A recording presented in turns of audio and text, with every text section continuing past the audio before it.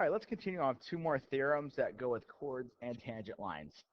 This theorem says that two tangent segments from an exterior point of a circle are congruent. So if I have a point outside of the circle and I draw two lines that are tangent to the circle, then the segment created will be congruent to each other. Now I want you to notice what happens when I draw the radii into the circle. The radii, of course, will be congruent to each other, so it creates a special shape here.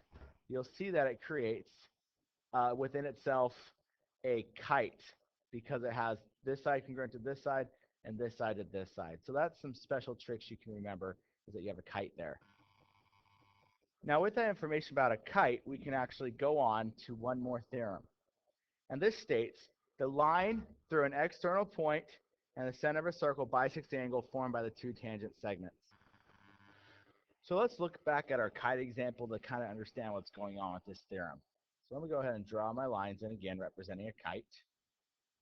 If you remember, on a kite, the long diagonal bisected the short diagonal, it bisected the angles.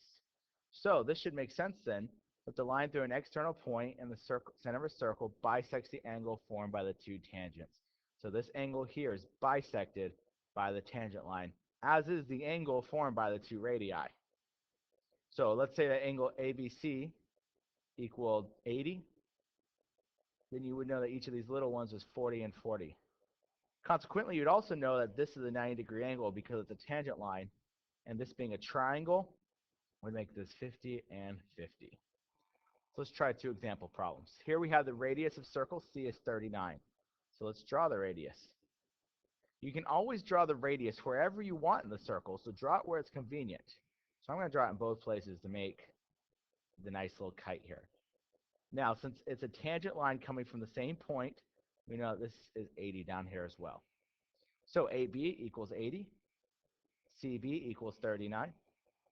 Angle ABC, well, it's tangent, so it's got to be 90 degrees. And then AC will be this line right here. So since that's a right angle, we go ahead and use the Pythagorean theorem. 39 squared plus 80 squared equals x squared. Okay, so when we do 39 squared, we get 1521 plus 6400 equals x squared. Now we just finish that off by adding them up, so we get 7921 equals x squared. Take the square root of both sides. So the square root of 7921 gives you 89 for AC. Let's say all of angle A, the whole thing, let's say that was 50 degrees. Then this would be 25 and 25. And since the triangle has to add up to 180, you would have 65 and 65 as well. What would this arc here be? Well, 65 is a central angle, so the arc would be 65 degrees, as with this arc. Therefore, you'd have 130, and the whole arc here would be 360 minus 130, which would be 230 degrees. All right, one more problem.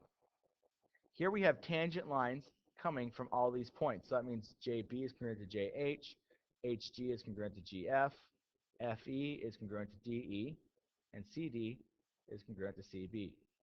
So right away, you know if DE is congruent to EF, that's got to be 5.